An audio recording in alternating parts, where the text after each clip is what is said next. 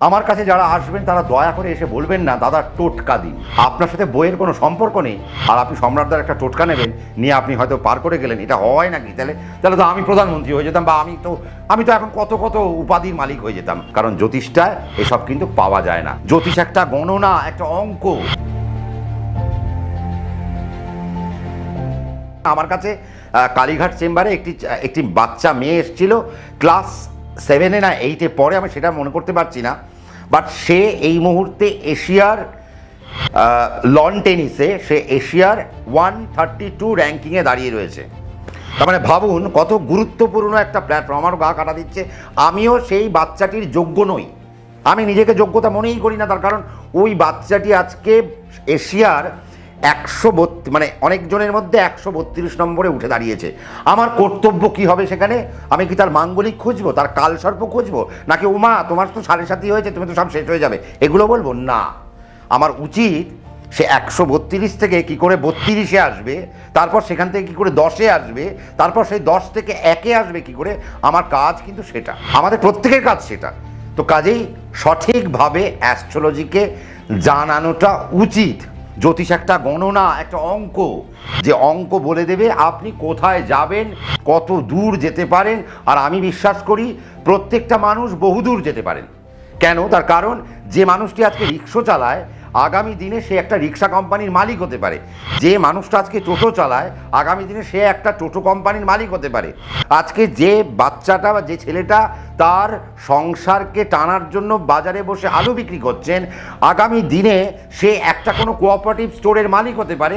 আজকে আমাদের জন্মছকে কি পড়ে আছে, এটা সবার আগে খুঁটিয়ে দেখাটা প্রয়োজন। আমার কাছে ওই ভদ্রমহিলা যিনি এসেছিলেন, তার বাচ্চাটার বয়স 7 বছর। একটা ভাবুন তো, 7 বছরের বাচ্চা। আপনিও নিজে মনে করুন তো, আপনি 7 বছর বয়সে কত দুষ্টুমি করেছেন। আমার যতটা মনে আছে, এবং তার সেই ভদ্রমহিলা এসে আমাকে প্রশ্ন করছেন, দাদা ওর কি চন্দ্র ভালো, ওর কি বুধ ভালো, ওর কি বৃহস্পতি ভালো? আরে আপনি জেনে কি করবেন ওর বুধ ভালো না বৃহস্পতি ভালো? আপনি সন্তানকে মানুষ করুন, সন্তানকে সঠিক ভালোবাসা দিন, মায়া দিন, মমতা দিন, তাকে সঠিক প্রকৃত শিক্ষায় শিক্ষিত করুন। সে দেখবেন আস্তে আস্তে একটা জায়গায় নিশ্চয়ই উঠবে। আপনি 2-5 জনের কথা শুনলেন, কেউ বলবেন আপনার ছেলের মাঙ্গলিক কালসর্প, এ তো জীবনে কিছু হবে না। আরেকজন বললো একজন ডাক্তারি আর ইঞ্জিনিয়ারিং একভাবে রেখা যায় না। কেউ বললো না, এর তো ওই দিকে হয়ে যাবে। এই করতে করতে আপনারা ভ্রান্ত হয়ে যাবেন। কারণ 10 জায়গায় গেলে 10 রকম বিচার শুনে আপনারা বসবেন, আর প্রত্যেকে বসে রয়েছে বিশ্বাস করুন আপনার থেকে কি করে টাকাটা বার করা যায়। একবার না, আপনি 10 বার যাবেন, আপনি ভয় পাবেন। আপনি একবার গিয়েও তার কাছে গিয়ে ভয় পাবেন যে ওরে বাবা যা বলে দিল। কারণ এখন একটা ব্যবসা তো খুব ভালো উঠেছে, আপনার সন্তানের তো আমি আর আয়ু দেখতে পাচ্ছি না। আরে মশাই, আপনার সন্তানের আয়ু যদি আমি আর নাই দেখতে পাবো, তাহলে আর আমি তাকে প্রতিকার কেন দেবো? তার কারণ সে তো আর পৃথিবীতে থাকবে না। তার মানে আমি কি মার খাবো আপনাকে প্রতিকার করে? লাভ নেই তো। তার কারণ আমাদের আয়ু 3 নম্বর ভাব থেকে দেখতে হয়। আর আয়ু যদি নাও থাকে, আমার গুরু বলেছে কাউকে আয়ু বলা যাবে না। কেন? তার কারণ আয়ু নিয়ে তুমি ব্যবসা করতে পারো না। যার যেটা আয়ু, আজকে আমাকেও পৃথিবী ছাড়তে হবে, আপনাকেও পৃথিবী ছাড়তে হবে, প্রত্যেককে আমাদেরকে পৃথিবী ছাড়তে হবে। কেউ 50-এ ছাড়বে, কেউ 20-তে ছাড়বে, কেউ 30-এ ছাড়বে, কেউ 40-এ ছাড়বে, কেউ 80-তে ছাড়বে, কেউ 100-তে ছাড়বে। যার যে সময়টুকু যা নিয়ে এসেছে। আমার কাছে অনেক সময় আসেন অনেকে চাকরিরত বা চাকরিরতা, অনেকে আসেন বা অনেকে ব্যবসা করতে করতে আসেন। আমার কাছে হয়তো চাকরি করছেন একজন ব্যক্তি আমার কাছে এসেছেন, আমি তাকে বললাম যে ভাই বা দাদা আপনি কোনো ব্যবসা করছেন না, আপনার কোনো ব্যবসার মানসিকতা নেই। তার কারণ দেখুন, এখন টাকাটা লাগবে।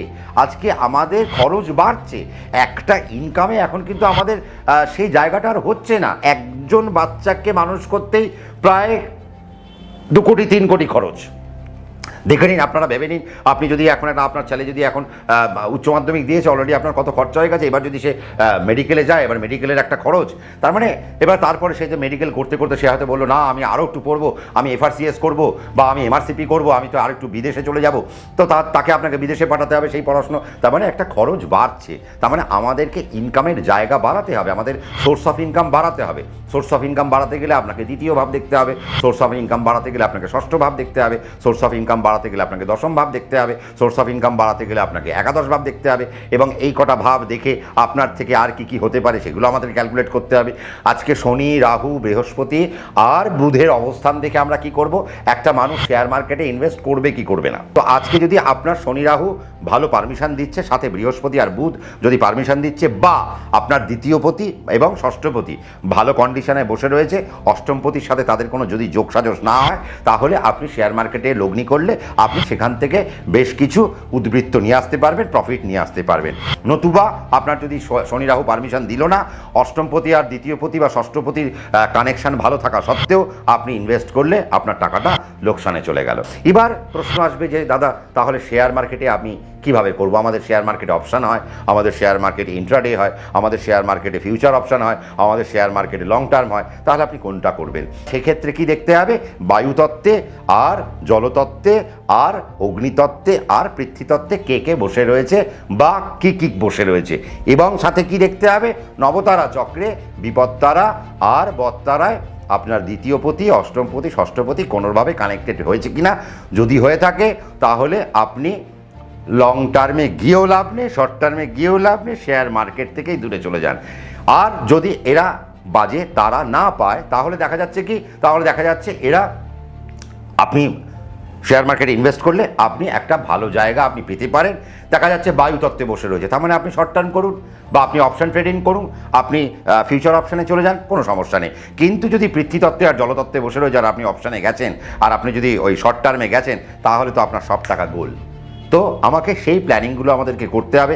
আজকে জ্যোতিষশাস্ত্রটা অত্যন্ত কঠিন একটা শাস্ত্র, আর সত্যি কথা বলতে পশ্চিমবঙ্গের বুকে যারা জ্যোতিষটা করেন তারা প্রত্যেকে তো মাঙ্গলিক আলা, কালসর্প আলা, সাড়ে সাতি আলা। তার কারণ তারা এর বেশি জানেনি, তার কারণ এটা তাদের দোষও না, তারা যে সংস্থা থেকে পড়াশুনো করেছেন তাদের জানার ভুল। এটা আমি একদম পরিষ্কার আপনাদেরকে বলে দিলাম, তাদের জানার ভুল। আর আমার কাছে যারা আসবেন তারা দয়া করে এসে বলবেন না দাদা টোটকা দিন, কারণ আমার কাছে একটি ছেলে, তিনি সরকারি চাকরির পরীক্ষা দেবেন, হঠাৎ করে আমার অ্যাসিস্ট্যান্টকে ফোন করেছে যে দাদা আমি সরকারি চাকরির পরীক্ষা দেবো, তো আমার একটা দাদাকে একটা টোটকা দিতে বলুন।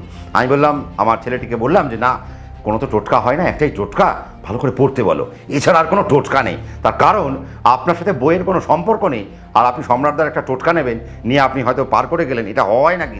তাহলে তো আমি প্রধানমন্ত্রী হয়ে যেতাম, বা আমি তো এখন কত কত উপাধির মালিক হয়ে যেতাম। হয় না সেটা। আর আপনারাও দেখবেন না আমি কোনো গোল্ড মেডেলিস্ট অমুক তমুক আমার এখানে আমি কিছু লিখি, তার কারণ কি? কারণ জ্যোতিষটায় এসব কিন্তু পাওয়া যায় না। আর এগুলো এখন কিছু ইনস্টিটিউট গজিয়ে উঠেছে যারা টাকা রোজগারের জন্য, টাকা রোজগার করতে হয়, তো টাকা রোজগারের জন্য খুব কম পয়সায় মানে কম টাইমে বড়লোক হওয়ার মতো ওই আর কি কিছু জ্যোতিষী ধরলো যে ভাই আপনি আসুন, আমার কাছেও এরকম অনেক ফোন আছে, দাদা আমরা একটা 49তম জ্যোতিষ সম্মেলন আয়োজন করেছি। ভাই আপনার নিজেরই বয়স 49 হয়নি, আপনি 49 বছর ধরে কীভাবে করলেন? আমার খুব মাঝে মধ্যে বিশ্বাস করুন আমার না খুব হাসি পায় যে ভদ্রলোক বলছে আমার 73তম চলছে। আপনার নিজেরই বয়স 73 হয়নি, আপনি 73তম করলেন কী করে? তো এগুলো ওই সব জ্যোতিষ সম্মেলন হয়, ওখানে ওরা জ্যোতিষদেরকে এসব রিকোয়েস্ট পাঠায় যে আপনি কি কন্ট্রিবিউট করবেন, 20,000 দিলে আপনি এই টোপর পাবেন, আপনি যদি 50,000 দেন তাহলে আপনি একটু স্বর্ণ টোপর পাবেন। তো এইরকমভাবে বিষয়গুলো হয়। তো এগুলো করে কোনো লাভ নেই। বিষয়ে জ্যোতিষ থাকতে হবে জ্যোতিষে, আর আপনাকে খুব বুঝে শুনে কাজ করতে হবে। তার কারণ মানুষ আপনাকে চয়েস করেছে বা আমাকে চয়েস করেছে অনেক অনেক ঘেঁটে ঘুটে, এবং তিনি কিছু শান্তি পেতে চাইছেন, তিনি কিছু দিক পেতে চাইছেন। আর শান্তির থেকেও বড় কথা, এখন কিন্তু মানুষ বিশ্বাস করুন আমার কাছে যারা আসে তারা কিন্তু সমস্যায় পড়ে আসে না, তারা আগামী পথ তাকে বাঁচতে আসে যে আমি কিভাবে দাদা চলবো।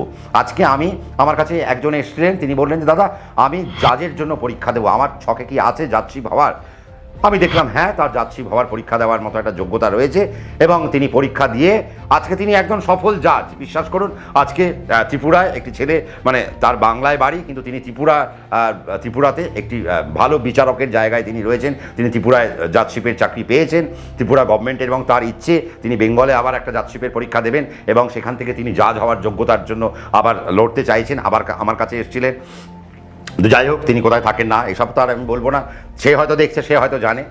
তো আমার কথা হচ্ছে আজকে আপনার ছেলে হয় ফুটবল খেলবে, বা আজকে আপনার ছেলে হয় ক্রিকেট খেলবে, নয় সে কোনো দাবারু হবে, নয় সে সাঁতারু হবে, নয় সে কোনো জিমন্যাস্টিকে বড় হবে, নয় সে কোনো একজন বড় অ্যাথলিট হবে, নয় সে একজন বড় ফিজিক্সের পারদর্শী হবেন, নয় তিনি একজন কোনো ফিনান্সিয়াল পারদর্শী হবেন, নয় তিনি কোনো একজন ইকোনমিক্সে পারদর্শী হবে, নয় তিনি কোনো স্ট্যাটিস্টিক্সে চলে যাবেন। সে হয়তো জীববিদ্যা নিয়ে পড়াশোনা করতে পারে, সে হয়তো পদার্থবিদ্যা নিয়ে পড়াশোনা করতে পারে, কেউ হয়তো হর্টিকালচার নিয়ে পড়াশোনা করতে চাইছে।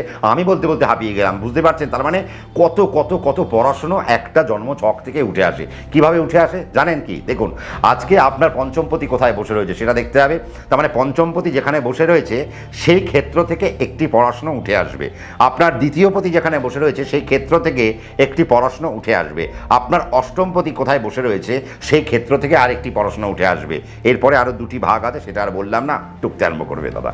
তো আমার কাছে কথা হচ্ছে যে এগুলো একটু বুঝে নিতে হবে।